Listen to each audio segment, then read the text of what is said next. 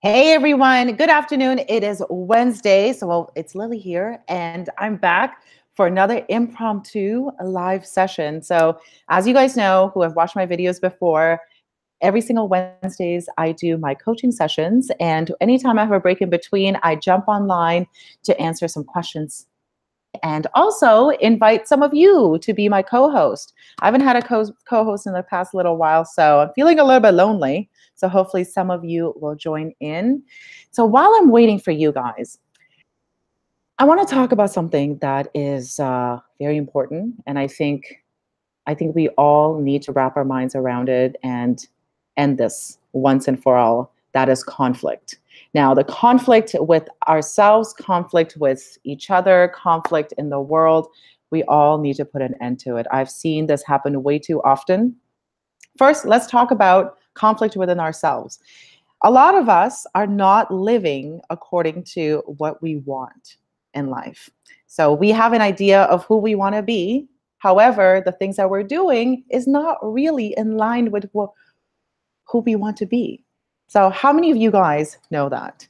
Let's see. Let's see. Who do we have in the chat? Nobody yet. So I'm going to continue talking about this as you guys come on by. Oh, I got someone on the door. Okay.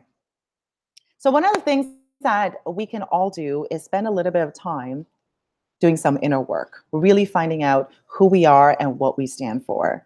You guys know that I'm a strong advocate for your one word, finding out your single most important core value and building an identity around it. Also, spending a lot of time asking yourself questions like, where have I? Hello, hello. I think Timo is very authentic, being his true self. I do have 3 people watching. Hey, it's Tracy. There you go. Hello. Evan, do you have anything to say about inner conflict within yourself? I love inner conflict. That's not the point. Embrace the inner conflict. Embrace the inner conflict. Embrace the inner conflict. It makes you stronger. Believe. Okay, so Tracy, you're in the, oh, Emmanuel Garcia is on the line. He says hello to you too, Evan. Okay, guys, what I'm going to do is I'm going to invite the 2 of you. Yeah, really, Tracy. I'm going to invite you to join me live as a co-host. Let's see. Tracy. Here. Okay, so Tracy and Emmanuel, do you have any questions? Questions for me that I could answer? And also, Emmanuel, if you're ready, I know I've invited you 2 times before. Please, if you want to be my co-host, there you go. Oh, look, George is, oh, you're at work. Okay, fine, Tracy. Maybe next time you'll listen. But you could always ask me a question as well. Oh, hey, George.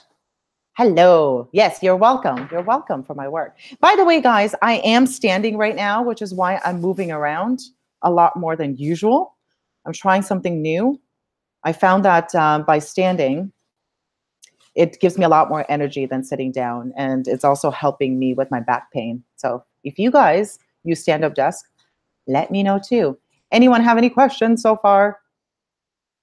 You're at work? Okay. All right, guys. Ooh. Okay. Let's hear about the conflict. Oh, yes. Let's talk about the conflict. That's what I was talking about. So I think a lot of the inner conflict comes from us not aligning with our values.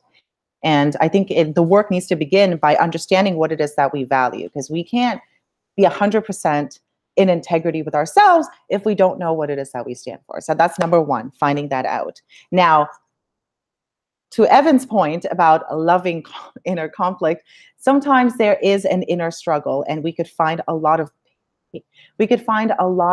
empowerment in the pain that we have gone through. This is a subject that I've been talking about recently, is the idea of dualities. We always have 2 different things that we're trying to balance constantly. So yes, I love calmness. I love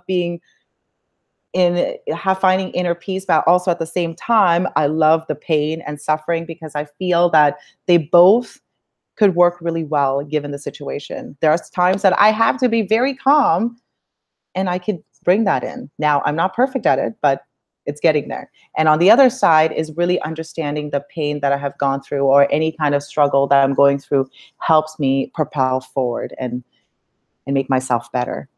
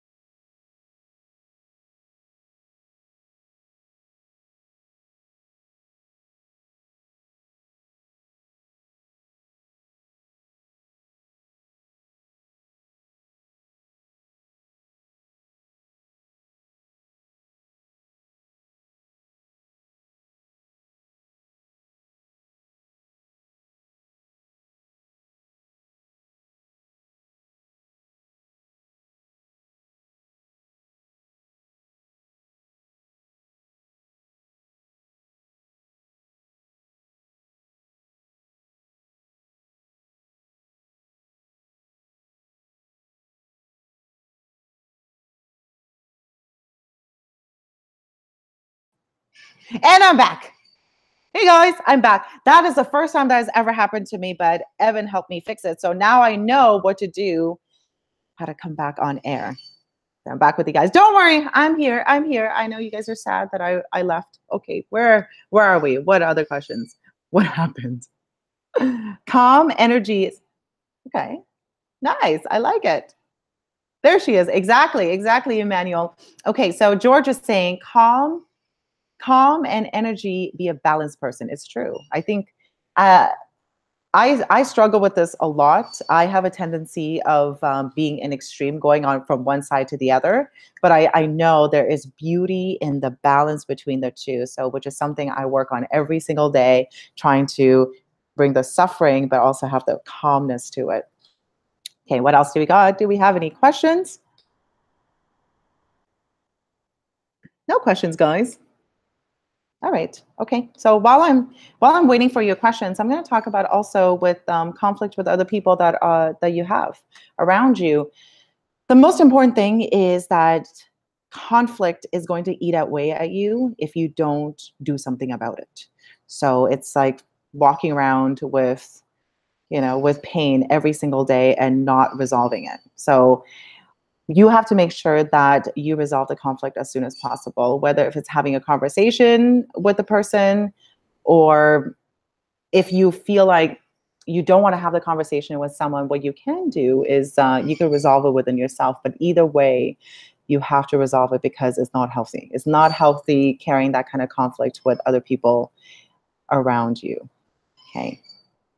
I'm having a hard time multitasking, guys. Presence is something that's very important to me. And right now I feel like I'm multitasking a little bit much. So I need to go back to the chat to see if you guys are around.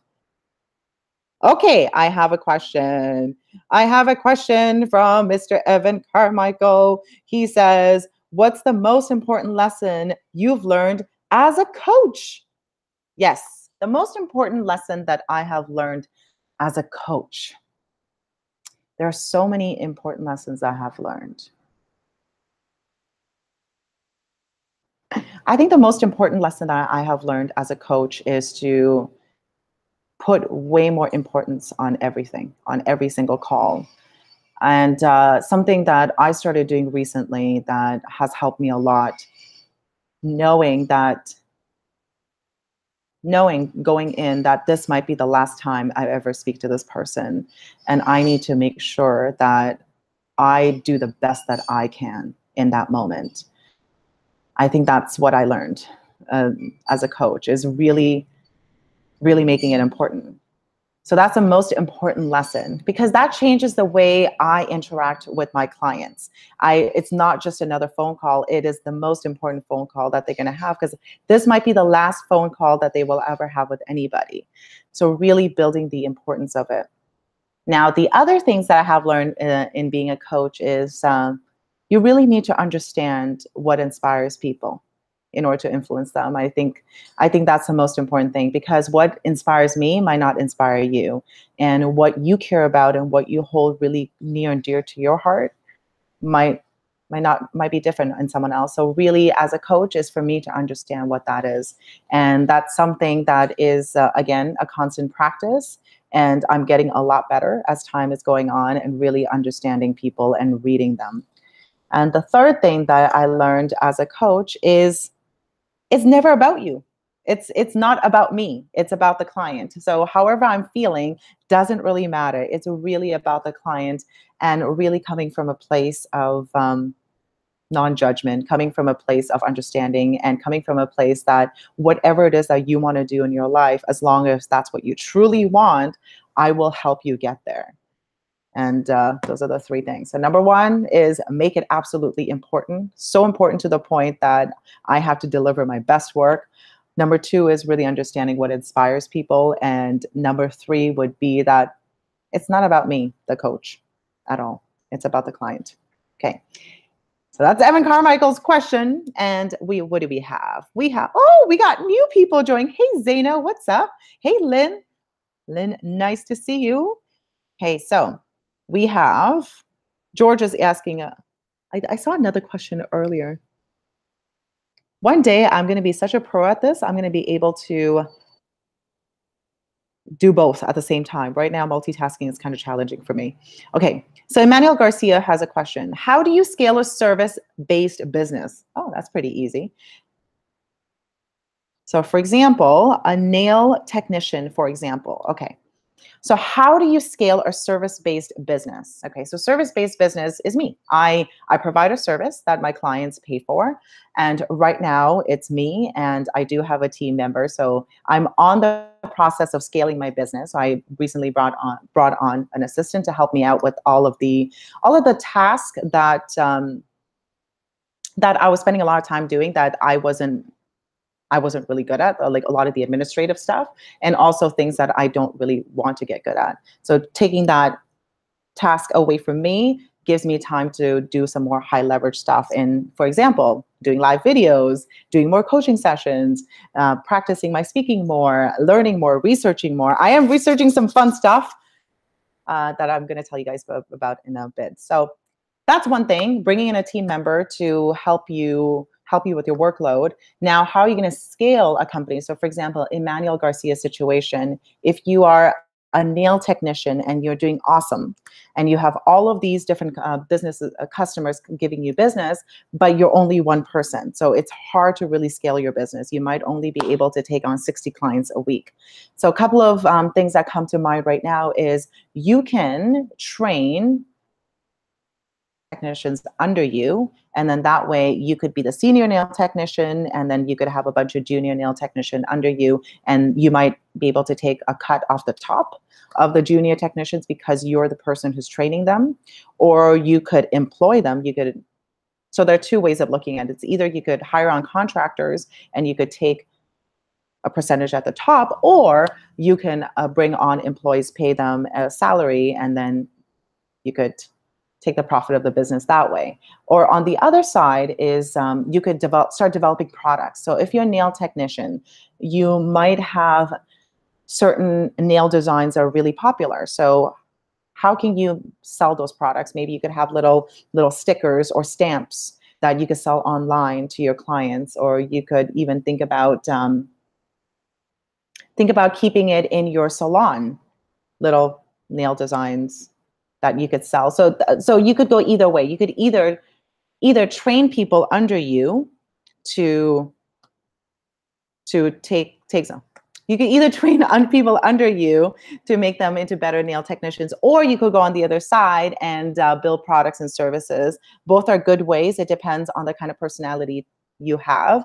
Now, if you're going to bring people to train under you, you have to think about, do you even care about training people? Is that something that you like? Is it something that you're good at?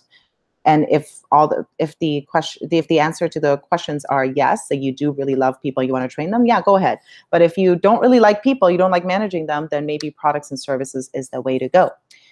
Hopefully I answered that question for you, Emmanuel. Who else I got? George. Okay, George, I'm going to start like a professional speaker next year or after middle of next year. Some tips. Okay, yeah, I do. Why? Why middle of next year?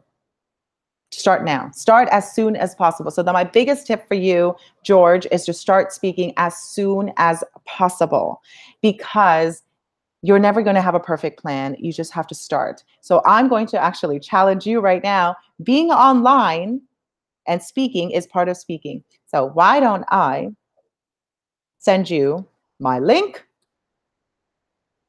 and you are going to join me right here. So George, here's your challenge. Zeno, are there any ways you can make us start now? Exactly. That's the thing. There are lots of things that you can start now. Don't wait. Don't wait till next year. It's already 2018. This is next year of 2017. So don't wait till next year or middle of this year. Just start as soon as possible. Now, a couple of tactical things that you could think about when you want to start as a speaker is, number one, these are the things that I did to help my speaking, is looking at the top 20 speakers that you look up to and that you're inspired by, and really seeing how they started their journey and how they started their process. So that way you could find some sort of path for yourself. Because I know in the beginning, you might not know where to even start. So looking at their journey is going to help you, especially in the earlier days. Don't look at what they're doing right now, because it might be too far of a jump. The second thing you can do is reach out to as many places as possible to have a speaking opportunity. When I started out as a speaker, I reached out to everybody. I reached out to Rotary clubs. I reached out to recreational centers. I reached out to YMCAs. I reached out to different types of meetup groups, all sorts of places. And I just asked them, feature guest speakers. And if you do, I would love to come speak. And this is my message. And I got a lot of opportunities out of it. I worked with the Toronto Library, so I was able to speak there. I did a workshop with them. I also spoke at the YMCA. And then eventually all of that built up to me speaking at TEDx. And even with TEDx, which seemed like such a crazy idea and is something that I was going to do in a year, I did really quickly, because all I did was apply for it. I applied to as many TEDx places as I could find, and I eventually got one. And that was within, I would say, I started my speaking journey around end of May, June, and I got the approval for the TEDx talk at the end of June, and I spoke in September. So that's pretty quick. So George, if this is what you want to do, you got to start right now. And I just gave you all the tips. So number one, got to start right now. Number two, reach out to as many places as possible in your local neighborhood to speak so you could get some experience. And number three, if you have a big goal, like speaking at TEDx or wherever, apply. Just do it as soon as possible. I think a lot of people don't know that it's a possibility to actually speak at TEDx. You could apply. And it's not easy to get in, but it's not impossible either. And it can be done. If I could do it, you guys can do it too. Okay, what else? What else we got? We got a new person here, Nikki Simply. Oh, awesome to see you live. Nice to see you too. And I think Nikki is also on her speaking journey as well. Okay, who else we got? Tracy, yes, you watched my TEDx talk. You did a great job. Thank you, Tracy. Thank you. A lot of work and effort went into that TEDx talk, so I'm glad that you enjoyed it. I'm just looking for questions right here, guys, to see. If you guys have any questions, please write in the chat below.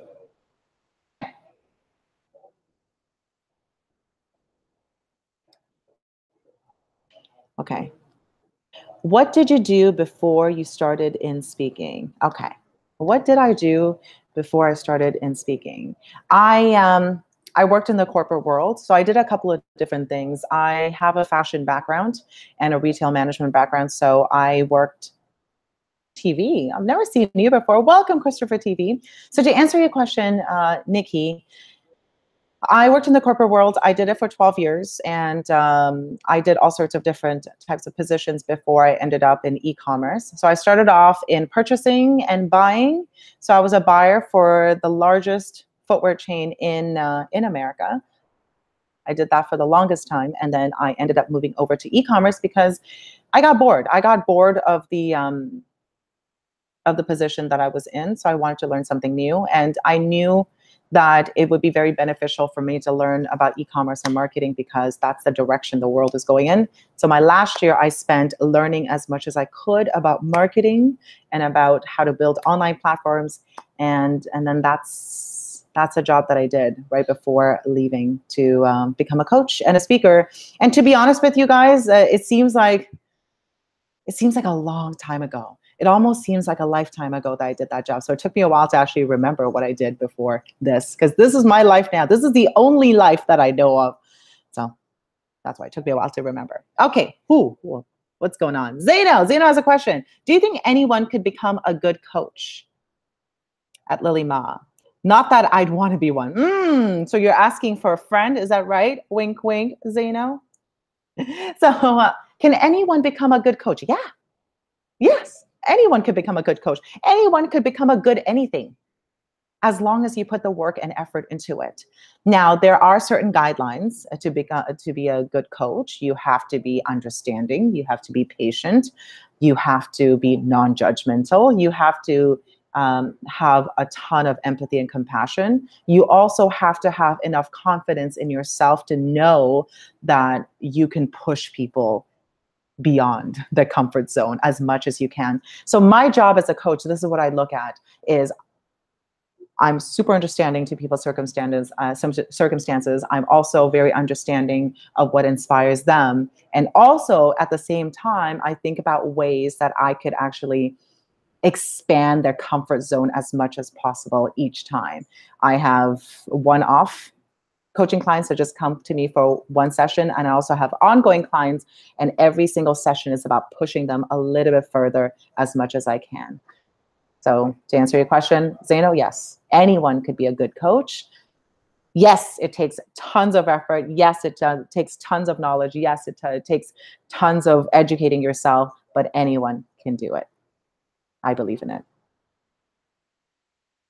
Anyone could be. Yes, Zaino, I do believe in it. Anyone could become a good anything. An extraordinary anything is a different question, but good anything, yes, you can. Okay, what else?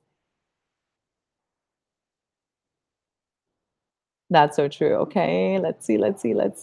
So I answered the question for Nikki. Who else I got? George, I don't know what you're talking about. Of course, I hope to have good connect. Oh, are you saying you're going to join me as a co-host? Okay, well, I only have another 5 minutes or so before I have to jump up on my next coaching session. So hopefully you could join me soon.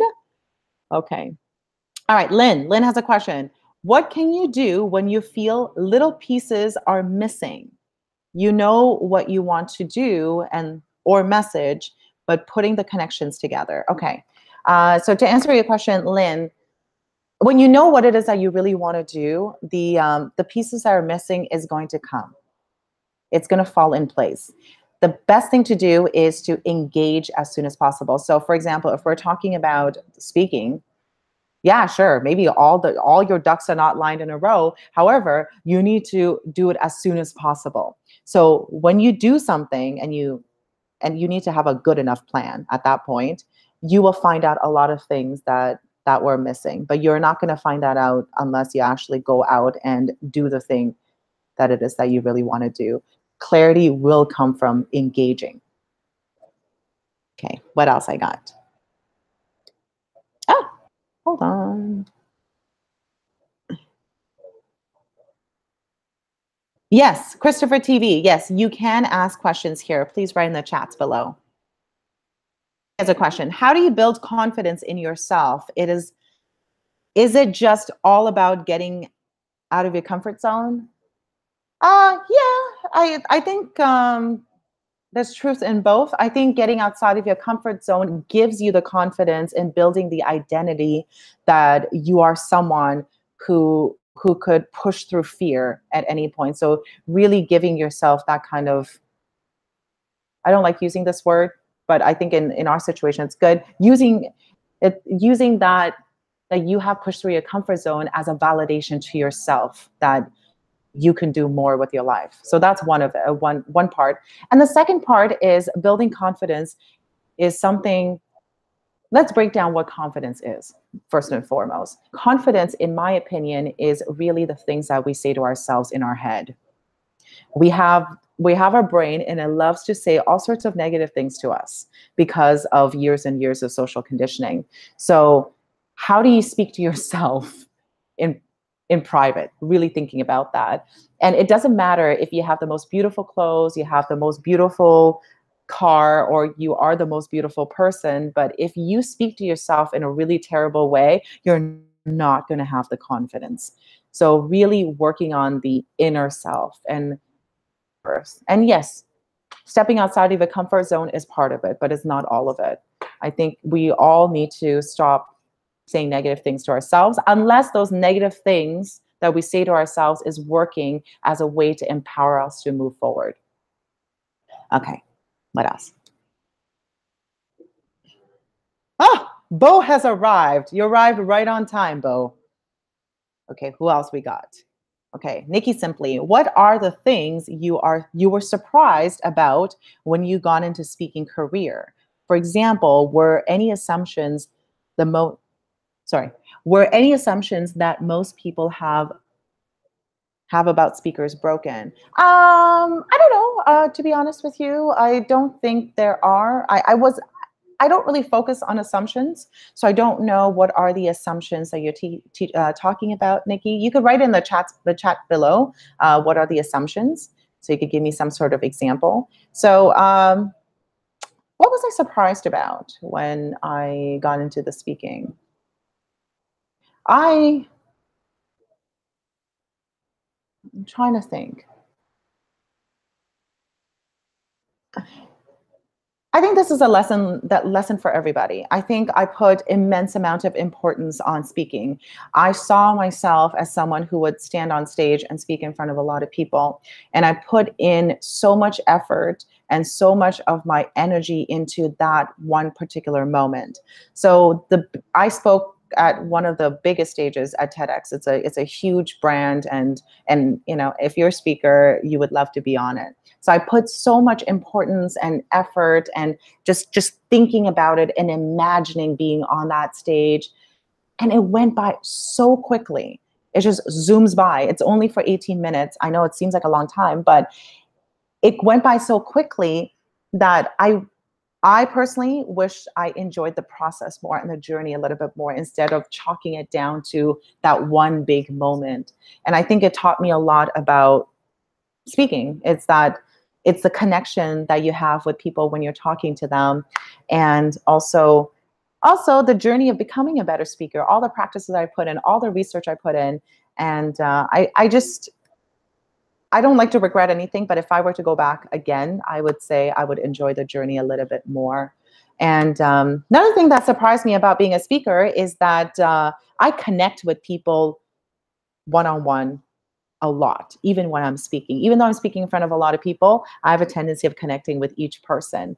And I've been told that that's what makes my talks better, because I'm able to change people individually at a time. So that's something that was a surprise to me. Okay, what else? What else? We got, okay, Nikki Simply. Like most people think you are naturals at it, but not many realize the amount of work that goes into it. Yes.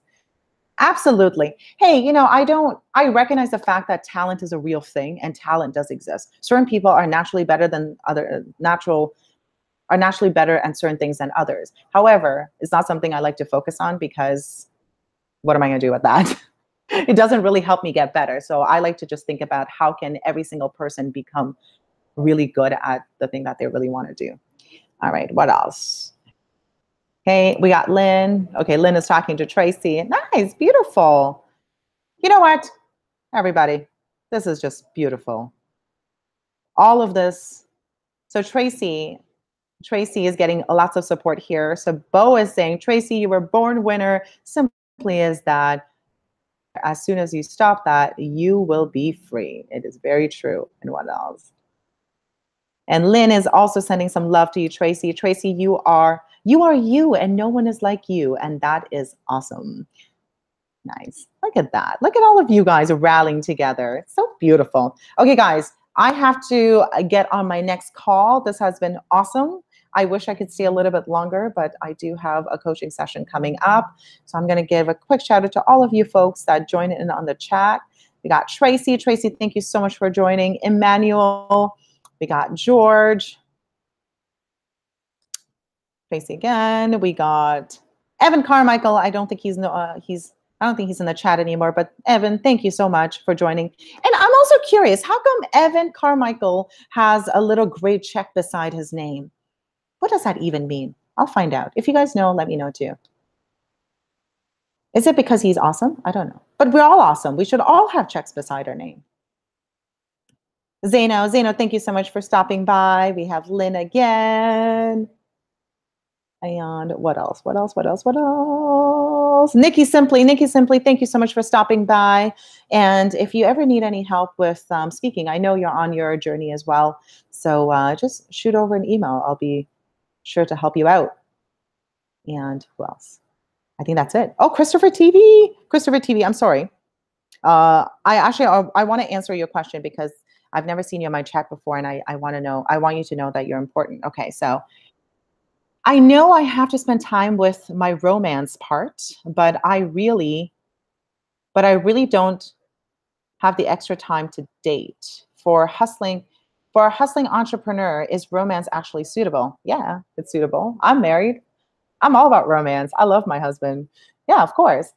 The thing is, it's not about, first of all, get outside of the mindset that you don't have enough time.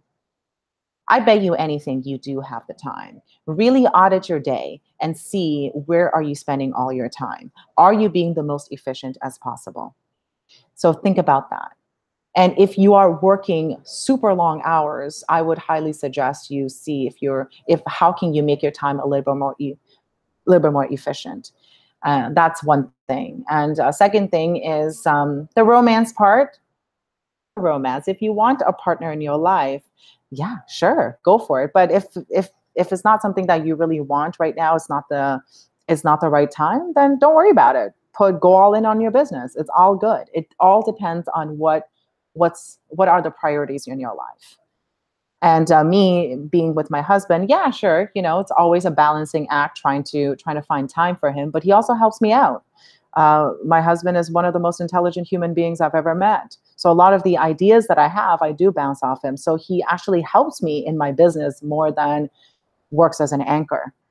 So think about that, Christopher. First, audit your time to make sure that, are you really spending all the time hustling, or can you be more efficient? And number two, do you actually want to have a romance partner in your life? And if you do, you'll make it work. You always do. You always do. And if you look at all the very successful people in the world, they are married and they have kids and they do it. And they still have time to build powerful businesses. So you can do it too. Ah, Varun. Varun just showed up.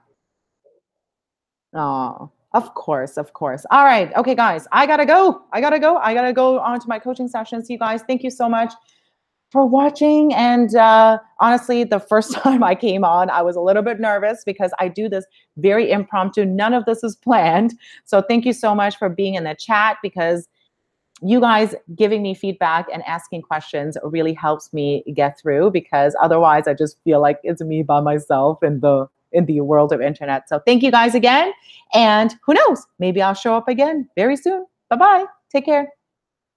Bye-bye.